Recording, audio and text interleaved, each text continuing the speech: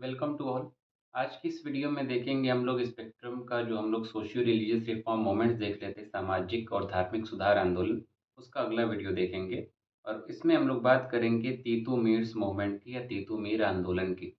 पिछले वीडियो में हम लोगों ने बात की थी वहाबी आंदोलन की, और उससे पहले हम लोगों ने सभी वीडियोज़ में जो हिंदू सोसाइटी में सोशियो रिलीजियस रिफॉर्म मोमेंट्स हुए उसकी बात हम लोगों ने की थी।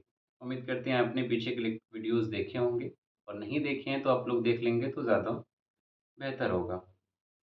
अगर तीतू मीर आंदोलन की बात की जाए तो ये भी वहाबिज़्म से कनेक्टेड था। और वहाबिज़्म से कनेक्टेड इस सेंस में था कि जो तीतू मीर थे, ये सैयद अहमद बरेलवी के डिसाइपल थे, शिष्य थे। और सैयद अहमद बरेलवी वहाबिज़्म जो था या फिर वहाबी जो मूवमेंट था, उसके लीडर थे। तो चूँकि ये उसके लीडर थे तो उनके शिष्य जो हैं उन्होंने भी वहाबिज़्म को अडॉप्ट किया। और वहाबिज़्म को अडॉप्ट किया तो उन्होंने वहाबिज़्म को भी प्रोपगेट किया और शरिया को एडवोकेट किया। शरिया यानी कि इस्लामिक जो जूरिस्प्रूडेंस है, उसको उन्होंने प्रोपगेट किया।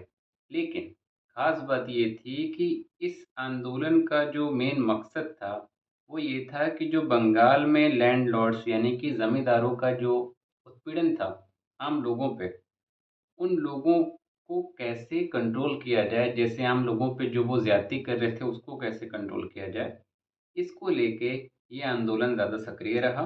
और उसमें सभी धर्म के लोग थे, यहाँ पे मोस्टली हिंदू एंड मुस्लिम करके दिया है। और स्पेक्ट्रम में थोड़ा सा ऐसी चीज़ें हैं, दृष्टि की आप बुक पढ़ेंगे तो उसमें थोड़ा सा न्यूट्रलिटी के साथ चीज़ें दी हुई हैं।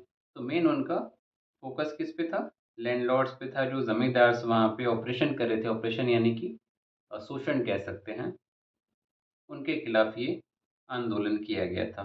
दूसरी खास बात ये है कि इस्लाम में किस रिफॉर्म्स की बात की। इस्लाम में रिफॉर्म्स की उन्होंने बात की। पहला तो उन्होंने शिर्क से दूर रहने की बात की, और दूसरा बात जो की वो थी बिदअत। और सोशियोलॉजी के लैंग्वेज में आम भाषा में हम लोग कह लें तो शिर्क को हम लोग पैंथिज्म कह सकते हैं, और बिदअत को हम लोग इनोवेशन कह सकते हैं, या फिर कोई भी ऐसी जो गलत परंपरा इस्लाम में दाखिल हो गई थी उसकी खिलाफत की उन्होंने।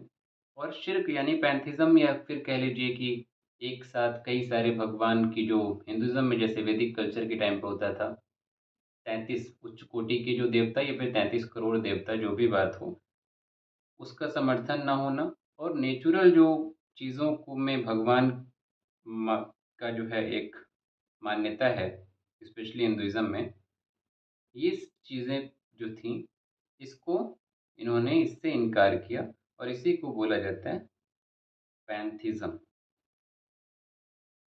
तो इन दो चीज़ों का इन्होंने विरोध किया। और इस्लाम की जो बेसिक और बुनियादी चीज़ें थी, जो बेसिक बातें थीं, उसको डे टू डे लाइफ में उन्होंने इन्वॉल्व करने की बात की। और शुरू में ये मूवमेंट जो है बहुत ज़्यादा अंग्रेज़ों के खिलाफ नहीं रहा, लेकिन लास्ट में अल्टीमेट जो है इसका, या फिर शुरू में उतना नहीं था, लेकिन लास्ट में जो इनका अल्टीमेट एम बन गया था, वो ब्रिटिश को भारत से बाहर खदेड़ने का हो गया था। और इसी चक्कर में बहुत सारे जो है संघर्ष हुए आपस में। और फाइनली 1831 में तीतू मीर की जो है डेथ हो जाती है।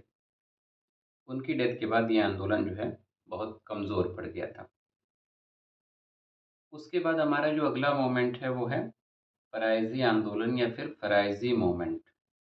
फ़राइज़ी जो वर्ड है वो फ़र्ज़ से आया है। इस्लाम में वर्ड आता है फ़र्ज़। फ़र्ज़ यानी कि जो मैंडेटरी है, जो इस्लाम के वो ड्यूटीज़, वो जो एक्ट्स, वो डीड्स जो मैंडेटरी हैं, जो अनिवार्य हैं, उसको फ़र्ज़ बोला जाता है। तो उसी फ़र्ज़ से ये वर्ड आया था फ़राइज़ी। और इसके जो लीडर थे वो थे हाजी शरीयतुल्लाह। 1818 में इन्होंने इस मूवमेंट की जो है शुरुआत की।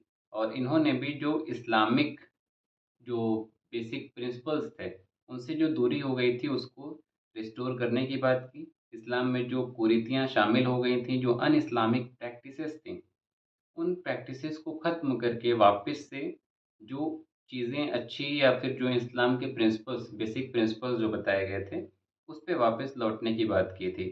हालाँकि ये बहुत टाइम तक कुछ कर नहीं पाते हैं, क्योंकि इनकी फिर डेथ हो जाती है।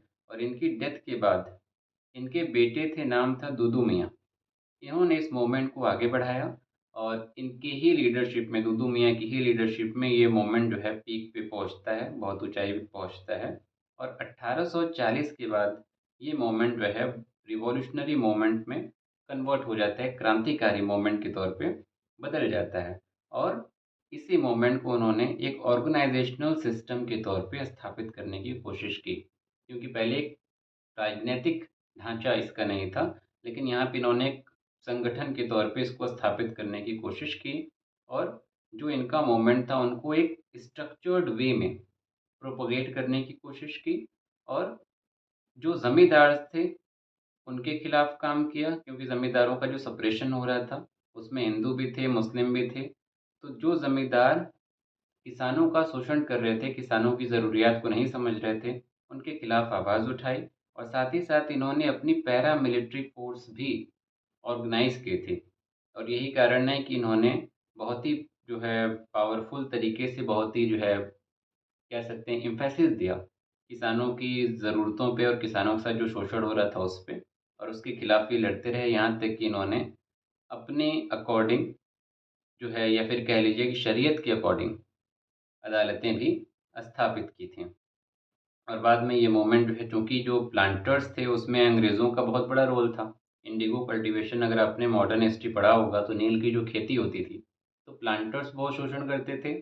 और जो भारत के ज़मींदार थे वो भी बहुत ज़्यादा शोषण करते थे। तो अल्टीमेटली यहाँ पे कनेक्शन ब्रिटिश से भी हुआ, और यही कारण था कि दूदू मियाँ को कई बार अरेस्ट भी किया गया। और फाइनली 1847 में, 1847 में जब उनको अरेस्ट किया गया तो ये आंदोलन बहुत कमज़ोर हो गया। और 1862 में जब दुदू मियाँ की डेथ हुई तो ये आंदोलन जो है एकदम ना के बराबर हो गया, या फिर पूरी तरीके से खत्म हो गया। इसके अलावा एक और आंदोलन है और वो है अहमदिया आंदोलन या फिर अहमदिया मूवमेंट। अहमदिया मूवमेंट जो है ये ज़्यादा फेमस रहा और इसको सबसे ज़्यादा लिबरल मूवमेंट माना जाता है। हालांकि इस्लामिक वर्ल्ड में इस मूवमेंट की मान्यता जो है ना के बराबर है। और उसकी वजह ये थी कि ये लिबरल तो था, इसने अपने आप को ब्रह्म समाज की प्रिंसिपल्स के आधार पे इस्टेब्लिश किया। जैसे ब्रह्म समाज ने यूनिवर्सल रिलीजन की बात की, वैसे ही इसने भी यूनिवर्सल रिलीजन की बात की, एक सार्वभौमिक धर्म की बात की कि सब बराबर हैं।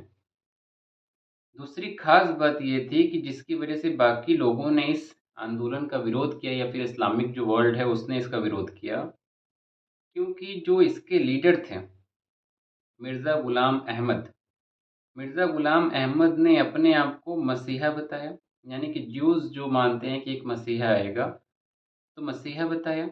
इसके साथ-साथ इस्लाम में एक टर्म आता है मेहदी का, यहाँ पे आई थिंक स्पेक्ट्रम में दिया नहीं है।